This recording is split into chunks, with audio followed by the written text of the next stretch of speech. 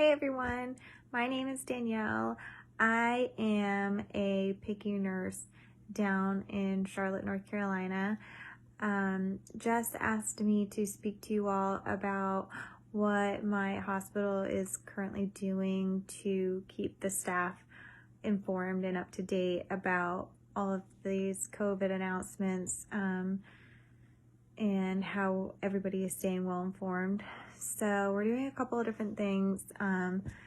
First thing is emails. We get a ton of emails every day just about different changes going on in the hospital and what we're supposed to be doing in regards to PPE and visitation and stuff like that.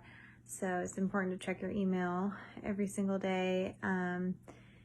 And we also, my unit, we have, once you're hired, everybody downloads this app called Slack, and it's just a good way to get announcements out so that everybody can see the announcements. And it's a closed group, so only people that work on the unit can see it. You have to be invited to it. So we get a lot of announcements that way. It's important, especially if you're coming onto a shift, if you know when they announced if you need to get there early for something, time consuming screening, stuff like that. So that's another big thing that we do. And then probably the biggest change that we're doing now is our huddles. We usually would huddle every other week. 1 week would be day shift and one would be night shift, so that it's not constantly the same shift staying late for the announcements. And now we are huddling every day, twice a day, for both shifts, and you have to go. And just because every day is different, everything changes constantly, so you just need to go and listen to what we're supposed to be doing that day, and what the new protocols are.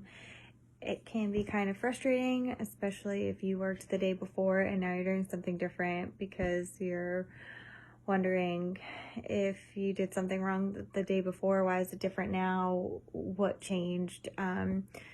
It can be kind of nerve-wracking, but I think that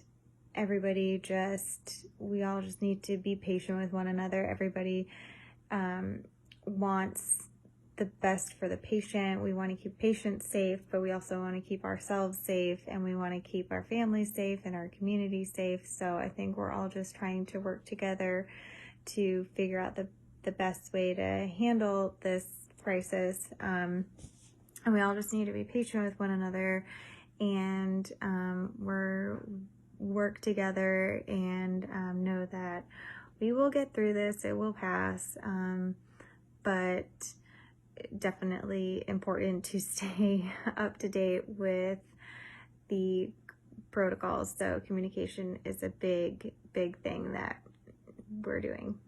Yeah, that's pretty much it. Thanks. Hi, my name is Alyssa Lazaro. I am a registered nurse at the University of Maryland Medical Center's GI lab. So we do pre-opping of patients, we go into the procedure with them and recover them. I would say that COVID-19 is affecting our communication in a number of ways. Obviously, physically wearing the PAPRs and N95s, it makes it really difficult to hear one another and communicate with one another. We're having to raise our voices a little bit louder and repeat ourselves a couple times in order to get across what we're saying. For instance, I would say in procedures right now, when we are all donned with our equipment on, it's really hard to communicate with each other inside the room. And then also we have people waiting outside the room for us, other nurses, out there to get other resources for us, such as supplies for the procedure. So in order to communicate with them, obviously we have to keep the door shut. So we've been using whiteboards that will hold up signs and, ask them to grab us what we need. So that's been effective. It's leaving us with having to get a little creative of how we're going to communicate.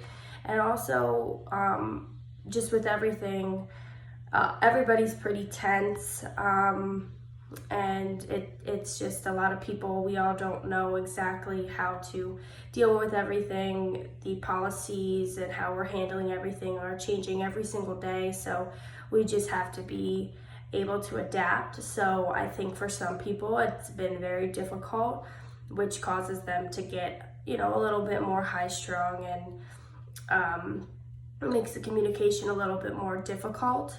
But it also is, I would say, in positive ways, bringing us closer together, because we realize that we have to work as a team in order to get our jobs done and to do it safely.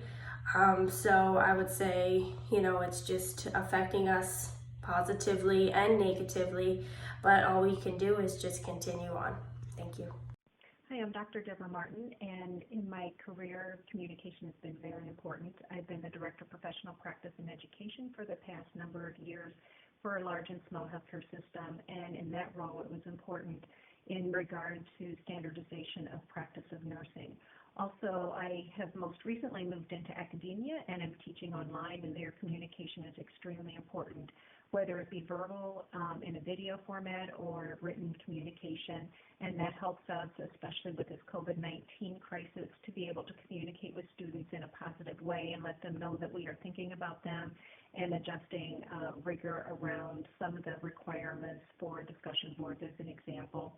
Also, I'm a magnet appraiser, and as such, conducted a virtual site visit this week, and that was important communication to have face-to-face, even if we couldn't be there